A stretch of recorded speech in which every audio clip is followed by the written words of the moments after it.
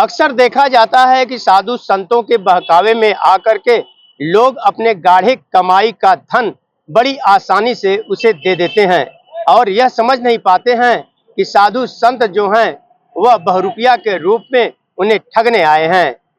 इसी से संबंधित आइए देखते हैं विस्तार से यह रिपोर्ट।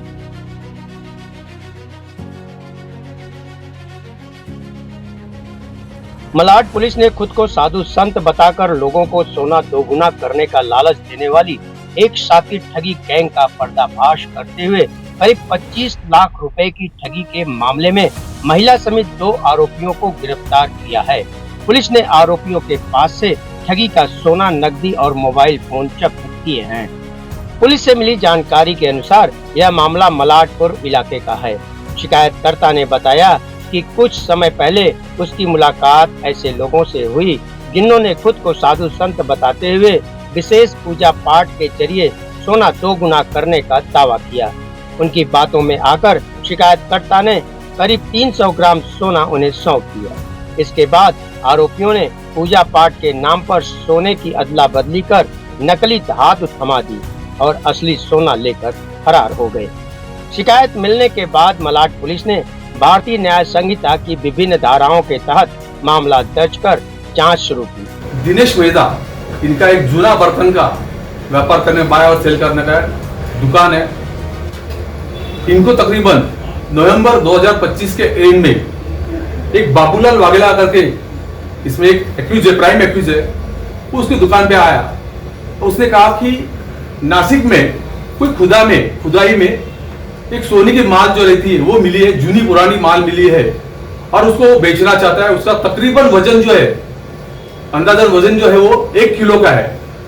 आज के तारीख में इसकी वैल्यू देखा जाए तो 1.25 करोड़ के आसपास होती है और इसको मैं आपको बेचना चाहता हूँ 25 लाख में। 1 करोड़ की 1.25 करोड़ की वैल्यू की चीज जब भी किसी को 25 लाख में मिलती है तो आदमी थोड़ा सा लालच में आता है। वैसे हमारा कंप्लेंट जो था वो लालच में आ गया, तो इसको कैसा कंफर्म करूं कि जेन्युइन है या नहीं है। तो उसने उसकी माल, जो सोने की माल जो बोल रहा है, उसका एक टुकड़ा, उसने चेन का टुकड़ा दे दिया कि यही सेम माल जो रहेगा वो मेन चेन में रहेगा, आप चाहिए तो इसको वेरीफाई कर लीजिए, ये जेन्युइन है या नहीं है तो वेरीफाई कर लीजिए। उसके बाद में उसने वो चेन का टुकड़ा उसको दे दिया और उसने कंफर्म कर लिया क्योंकि वो चेन का टुकड़ा जो था वो जेन्युइन था।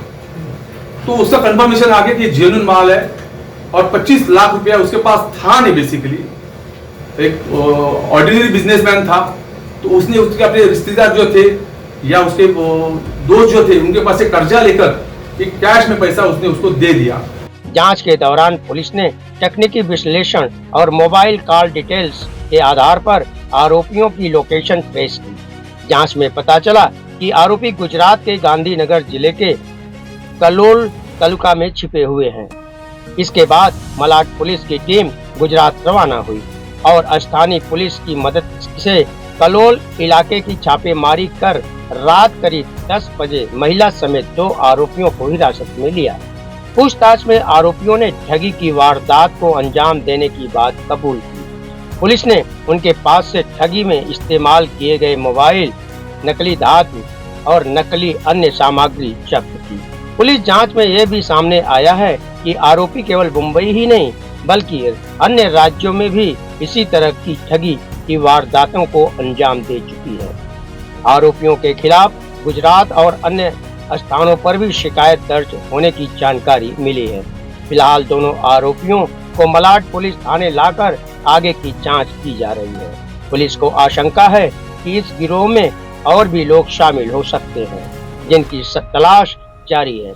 मलाड पुलिस के नागरिकों से अपील की है कि सोना दोगुना करने के चमत्कार या पूजा पाठ के नाम पर किसी भी प्रकार के झांसे में न आए और किसी भी संदिग्ध गतिविधियों की तुरंत पुलिस को सूचना दें।